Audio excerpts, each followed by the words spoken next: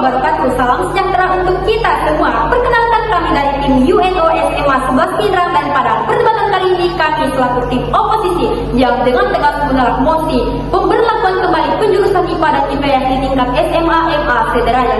Saya selaku pembicara Mulan Yasmin, selaku pembicara kedua Tali Profif dan Kaila Salsiabila selaku pembicara ketiga. Langsung saja memasuki ranah argumentasi kami. Seperti yang ditekankan oleh Bapak Pendidikan Ki Hajar Dewantara, anak-anak hidup dan tumbuh sesuai kodratnya sendiri. Pendidik hanya dapat menuntun tumbuhnya kodrat itu. Assalamualaikum warahmatullahi wabarakatuh. Saya Mulan Yasmin selaku pembicara pertama dan untuk pertama kalinya menyatakan ketidaksetujuan kami mengenai mosi yang mengusulkan penerapan kembali sistem penjurusan pada SMA, SMK, MA di Indonesia secara tegas.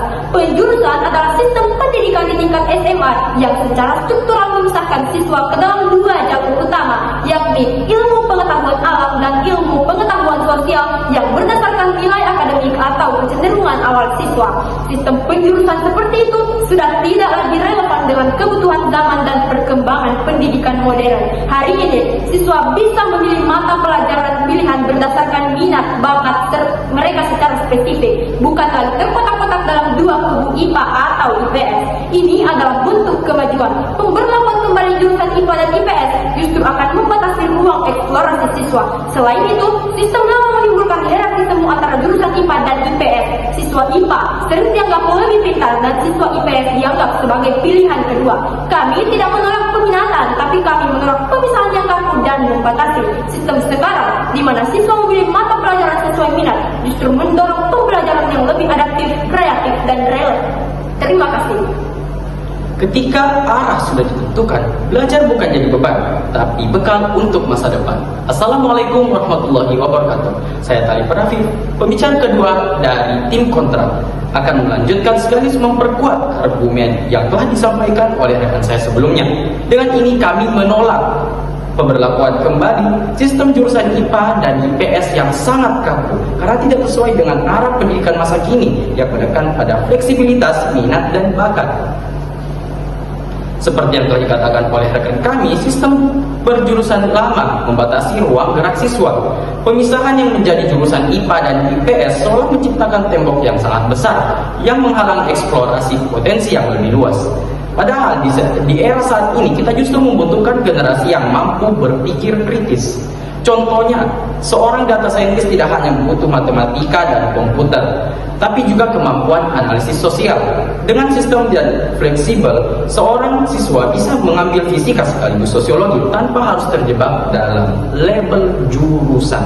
Kami tidak menutup mata terhadap tantangan sistem peminatan sekarang. Benar, ada kekhawatiran siswa bingung memilih, namun solusinya bukan kembali ke sistem lama, melainkan memperkuat bimbingan konseling, asesmen minat dan bakat. Buktinya adalah kurikulum Merdeka kini telah diterapkan di 86% sekolah di Indonesia Kemendikbud 2024.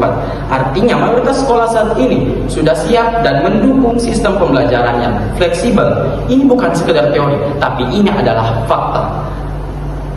Kami dengan tegas menolak mosi ini.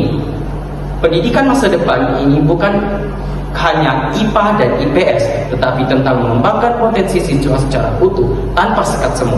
Apakah kita ingin membawa pendidikan kita menuju ke depan atau mundur ke sistem lama yang banyak kritik? Justru memperkuat penolakan kami dari sisi fakta dan data. Untuk itu, saya serahkan pada pembicara ketiga. Sekian, Assalamualaikum warahmatullahi wabarakatuh. Membagi siswa menjadi IPA dan IPS seperti memisahkan sungai menjadi air dan arus, padahal keduanya saling bergabung. Tanpa air tidak ada arus, tanpa arus air hanya dia. Saya Kaila Salsiabila sebagai pembicara ketiga dari tim oposisi menegaskan kembali bahwa kami menolak penerapan kembali jurusan IPA dan IPS karena sistem ini sudah tidak relevan dengan kebutuhan zaman. Saat ini kurikulum Merdeka memberikan fleksibilitas lebih besar. Siswa bisa memilih mata pelajaran lintas bidang sesuai minat dan bakat tanpa dibatasi dengan kotak-kotak jurusan. Bahkan 86% sekolah di Indonesia telah menerapkan kurikulum ini. Dunia kerja sekarang membutuhkan lulusan yang serba bisa, bukan yang terpaku pada satu jalur. Maka menghidupkan kembali jurusan IPA dan IPS justru jadi langkah mundur. Maka dari itu mari kita dukung pendidikan yang memberi kebebasan, bukan pembatasan. kota.